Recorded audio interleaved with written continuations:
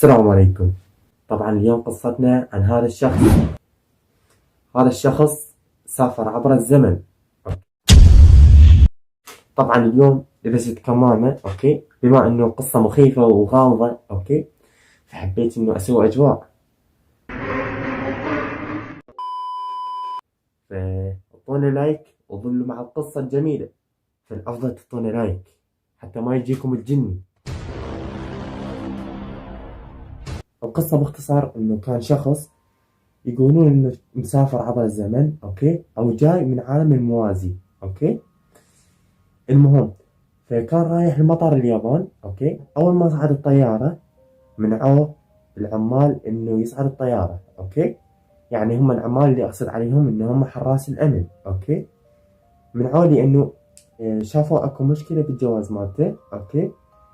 فقالوا له انه انت عندك مشكلة بالجواز. فهو استغرب، يعني كان مستغرب كلش مستغرب انه يقول لهم ايوه يا شيخ ما عندي اي مشكلة بالجواز. كان كلش مستغرب، يعني حتى طلع لهم اوراقه قال كلهن تمام، اوكي، ما بيهن ولا خطأ. يعني تخيلوا انه عقله بيوم هو وقف قال هم يهو انا اوراقي كلهن تمام وكل شيء عندي ماشي صح. هم الشيء اللي صار انه حراس الامن يعني انصدموا بيومها، اوكي، لانه شافوا اكو مشكلة بالجواز. فاخذوه الغرفة مغلقة، اوكي. تعرفون انه المطارات وهاي فسكون بيها غرفة مغلقة حتى يعني يسوون بيها كاجتماع، اوكي، او يسوون بيها مثلا تحقيق مع شخص. فهم انه اخذوه بهاي الغرفة، اوكي، حتى انه ياخذون من عنده شوي معلومات لانه شكوا بامره وخافوا من عنده بنفس الوقت لانه اكو مشكلة قاعد يشوفونها بالجواز. هذا الرجال كان يلبس ملابس سوداء، يعني ملابس شلون يعني قاط وهاي مثل ما تشوفون اللي بالصورة، يعني ملابس كرجال اعمال عادي، اوكي. لما اخذوه، اوكي، المشكلة انه طلع كان يتكلم اللغتين، اللغة اليابانية والفرنسية. فهم لما اخذوا يحققون اياه قالوا له انت من وين اجيت، اوكي. ظل يقول لهم انه انا اجيت من منطقة اسمها توري، اوكي. هم انصدموا، ظلوا يحققون اياه، قالوا شنو هاي يا ولد تعال. فدققوا بالامر وما لقوا اي دولة اسمها تورد، اوكي. راواهم الجواز وفعلا طلع انه الختم اللي جاي من عنده هو تورد. كان مكتوب على الجواز مالته فعلا كلمة تورد، وكان عليه ختم كان يثبت انه هو كان يسافر يعني عبر العالم وهاي، اوكي. يعني موجودة هاي الدولة بس هم ما قاعد يلقونها. يعني باختصار انه الجواز ما تتأكدوا 100% انه هو ما كان مزور ولا بأي لعبة.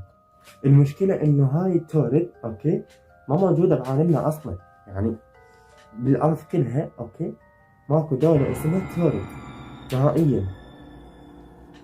يعني حتى حراس الامن كانوا مسطورين، اوكي. هذا الشخص منين اجى؟ هاي الدولة اللي قاعد يقول لنا عليها واللي مكتوبة بالجواز مالته ما موجودة، ما قاعد نلقاها. فهم بهذا الوقت كانوا مصروعين، يعني شايف لما ينشلش عقلك ما تعرف شو تسوي. لا كانوا يقدرون انه ياخذونه، اوكي، لا كانوا يقدرون انه يعوفونه يروح بحاله، اوكي. كانوا متوترين من الصوبين. طبعا الشيء اللي ثبتوا عليه، اوكي، يعني هم ظلوا يفكرون هاي الافكار انه شو يسوون بيه هاي. فخلاص قرروا لان تاخر الوقت بالليل، اوكي. فقالوا خلاص يا ابوي راح نخليك بفندق ولان لحد ما يجي الصباح، اوكي، انه نحقق وياك ونعرف اكثر. وعادي الرجال ما كان عنده شيء وخلوه بالفندق. وما خلوه طبعا لحاله، خلوه عليه يعني عساكر، اوكي، الحراس. خلوا دار ما دار الفندق ويم البيبان. تعرفون لما الواحد يحرس احد، اوكي، يعني هو كل هاي الاشياء اللي سووها حتى بس ما يشرد من عندهم، اوكي، لانه الشغله مالته غريبه. هم بوقتها كانوا مطمنين، اوكي، انه هذا الشخص راح يجي الصباح وراح نعرف سالفته كلها. فاللي صار انه بعد ما قعدوا الصبح لقوا كل شيء يخص هذا الرجال مختفي.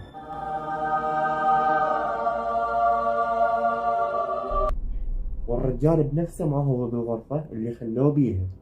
تخيل بس تخيل وياي هذا الفندق، اوكي، الحراس داير ما دايره، وهذا الباب قدام الباب مخليه حراس ما لقوا له اثر.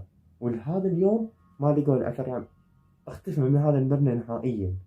أو ماي جاد، لأنه مدينة تورد أوكي يعني ما موجودة، يعني قاعد يردون يدلونها ما هي أوكي. وفعلا قدر يثبت هذا بجواز السفر مالته اللي هسه طالع قدامكم أوكي. فشي غامض جدا. فبعد ما اختفوا هاي طلعت النظريات انه قالوا هذا الشخص جاي من عالم الموازي اوكي. اذا ما تعرفون شنو عالم الموازي، انه اكو نسخة من عندك بس بغير عالم، بس ربما ما تكون يعني مثل نسخة مالتك. فحسب النظريات واي واحد يجي ويرد يطلع سالفة من باله، فانه يعني ما لقوا لها تفسير اوكي. فالشيء الوحيد انه هذا الشخص اختفى بطريقة غامضة جدا ومرعبة بنفس الوقت، ولحد الآن ما لقوا له أثر أوكي. وهاي القصة اشتهرت بشكل مو طبيعي، يعني حتى أكو كتاب إله أوكي إذا تريدون تشوفونه بالأمازون، تقريبا يطلع سعره $5 أوكي إذا تريدون تقرونه أو شي.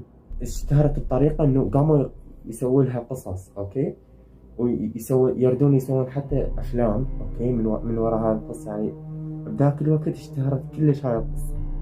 وهذا الشخص ما له وجود واختفى نهائيا، فهذا يدل انه هو مسافر عبر الزمن اوكي.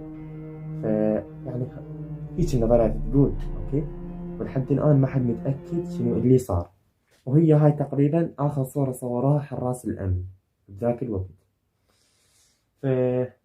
لهنا يكون وصلنا لنهاية الحلقة. اتمنى انه تشتركوا بالقناة اذا كنتوا جدد وتعطونا لايك. الله يسعدكم وبس، والله ان شاء الله اشوفكم على خير ومع السلامة.